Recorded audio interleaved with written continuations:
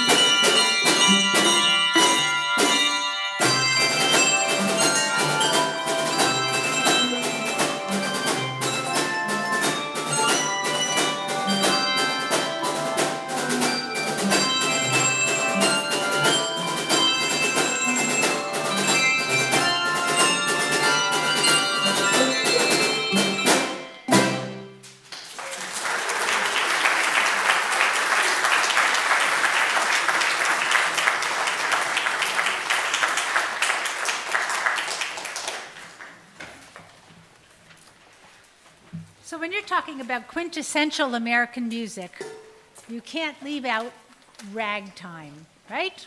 We all know ragtime. Ragtime has its roots in down south before the Civil War, but it really came into its heyday 1890 to about 1920, when it got supplanted by jazz music. Ragtime has, one writer called it raggedy rhythm, dump-da-dump-da-dump-da-dump, something like that, and it has syncopations or accents on beats that are not normally accented. So that's kind of characteristic of ragtime. Had a big revival in the 70s, where you guys would know it from The Sting, the soundtrack there. So this particular rag, the composer Uday Bowman had a friend who was going to open a pawn shop on 12th Street in Kansas City. And if you know pawn shops, they have a sign out front with 3 balls. So he said, if you make money on your pawn shop under the 3 balls, I'll make money with a song that uses just 3 notes. So we have 1, 2, 3, 1, 2, 3, 1, 2, 3, 1, 2, 3, 1, 2, 3, bum ba bum ba bum bum ba bum. That's the tune. 3 notes. A few other notes playing in there, but that's the tune. 12th Street Rag.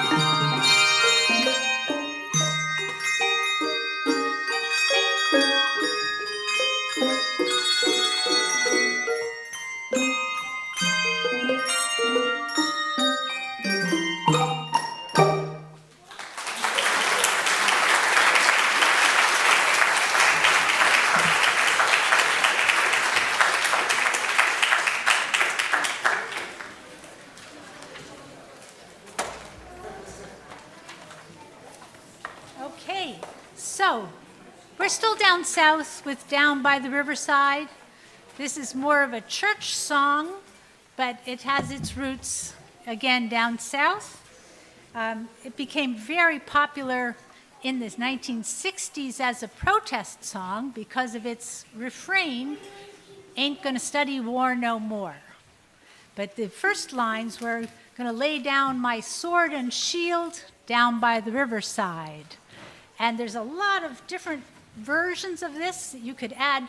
You could go around the room and the next person could sing their own verse. So, "Gonna shake hands with every man, gonna lay down my heavy load, gonna stick my sword in the golden sand, gonna put my shoes, my gun, my golden shoes." So there's a lot of references there that are different. Down by the riverside.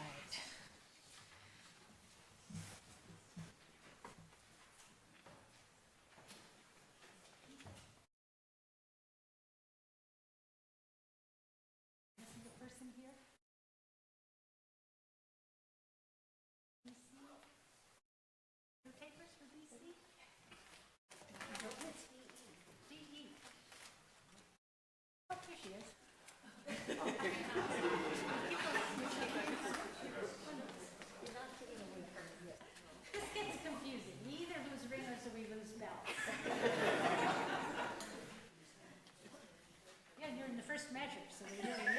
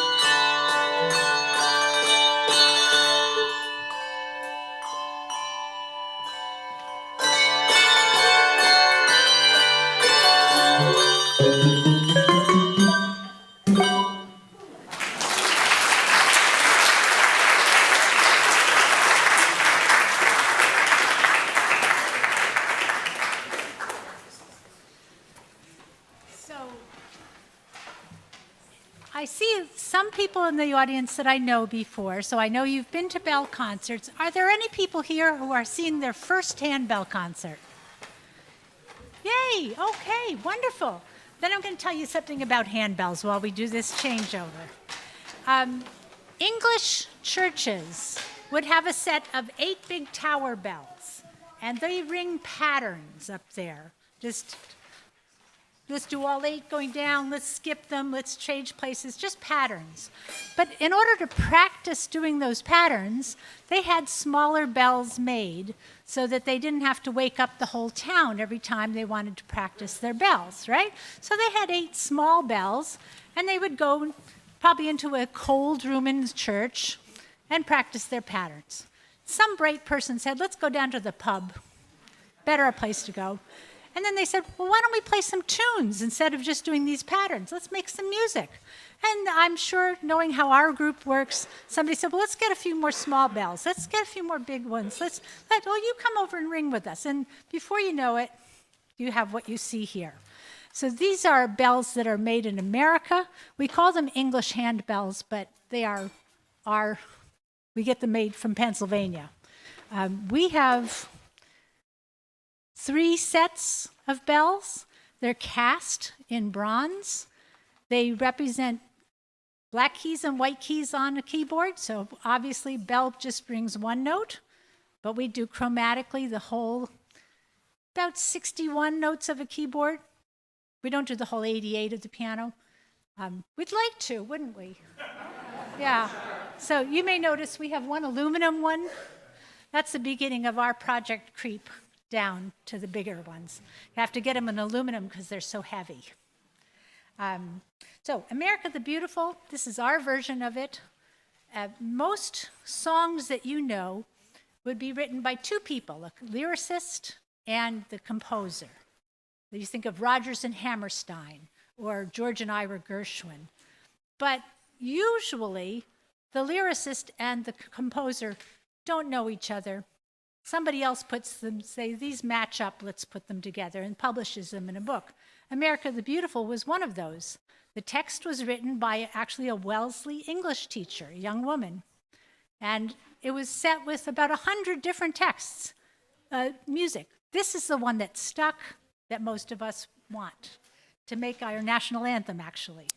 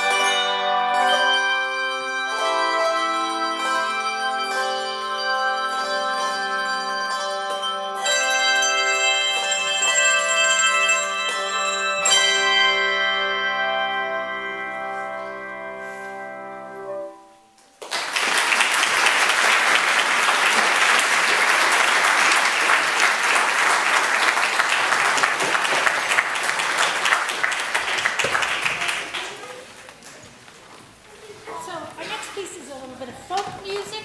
You know, folk music is a very broad category. Can refer to rural music, Appalachian music, work songs, and it became very popular as a revival, again, in the 1960s, with people like Joan Baez, Pete Seeger, Bob Dylan, all revival of folk music. And they started writing music in the folk style, but it was new in the 1960s, and protest songs were a big part of it. So that was built into the genre. This was written by Woody Guthrie, and he was known as the Oklahoma Cowboy. Though he lived in New York City a lot, he was born in Oklahoma. This land is your land, he wrote as a counter-protest to too much airtime being given to Irving Berlin's God Bless America. And he felt that it didn't give enough to the regular people that worked so hard. So this land is for you and me, for everyone.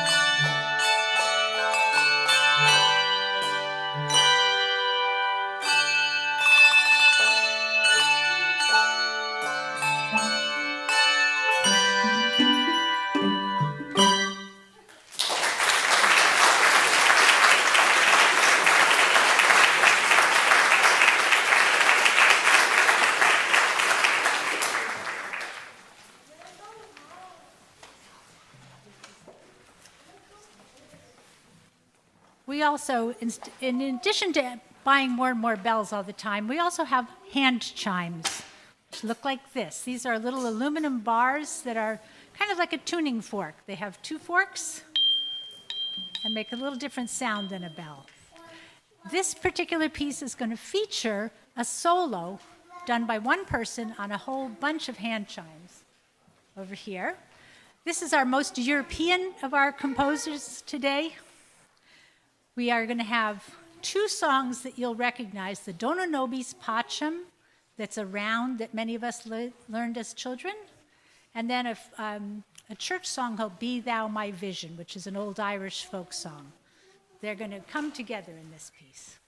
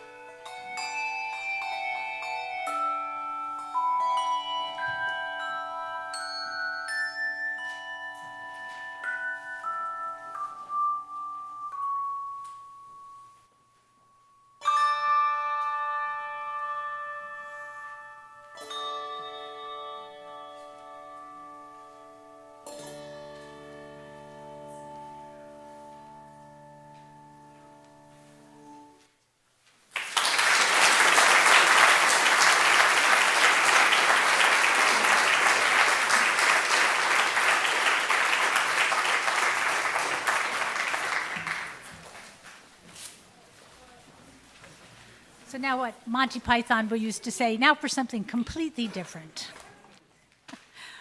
We're going to Broadway, but we're going to Broadway in kind of a funny way, which is hair. I'm looking out here and I'm saying that I see a couple of heads that probably were here in the 60s when hair was around. So you know what a shocking experience hair was, really bringing counterculture to Broadway. So this was the first rock and roll musical. But did you also know it was the first fully integrated cast on Broadway? That I didn't know, and I was kind of stunned by that because, I remember that, and that definitely surprised me to see that. So these are two songs from Hair that I think you all recognize.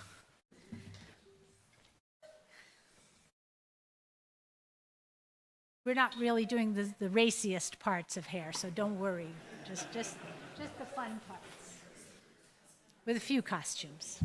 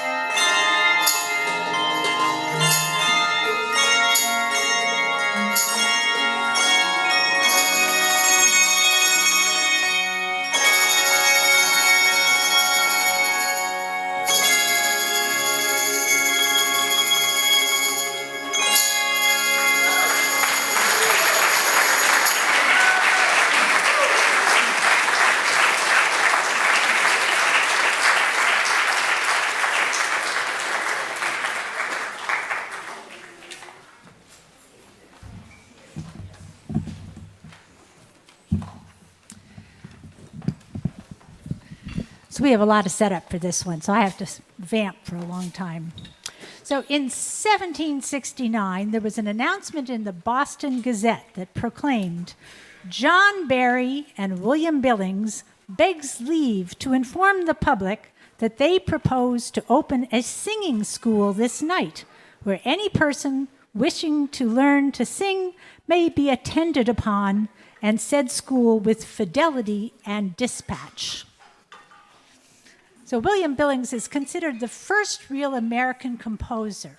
He was self-taught, but he went on to publish probably 100 books of songs that he had written in his own style. So they're not copies of European styles. They are real, unique American-style music.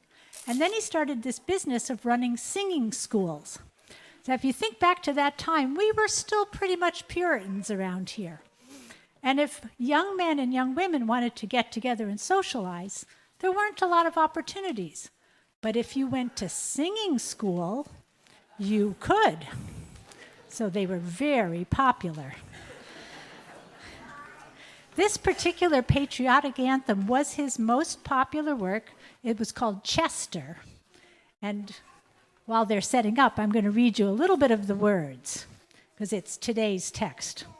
Let tyrants shake their iron rod, and slavery clank her galling chains.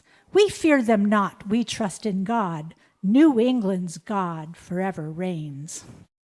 Then he talks about some of the British generals here, and when God inspired us for the fight, their ranks were broke, their lines were forced, their ships were scattered in our sight, or swiftly driven from our coast. What grateful offering shall we bring? What shall we render to the Lord? Loud hallelujahs let us sing and praise his name on every chord. You guys ready? All right.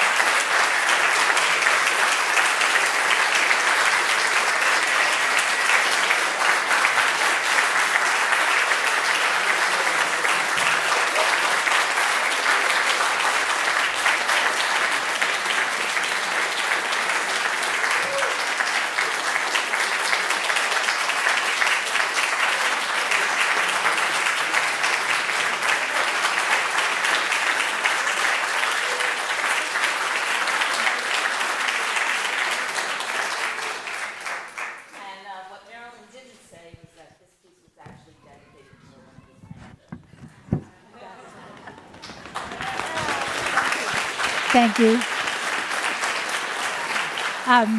On your way out, if you still have more room for art, there's an art show downstairs from the nursery school that I understand is quite the thing to see. So on your way out, if you want to pass through the nursery school and see their artworks. Thank you so much for coming. Next year, we'll be back in the church. And I think it's going to be air conditioned.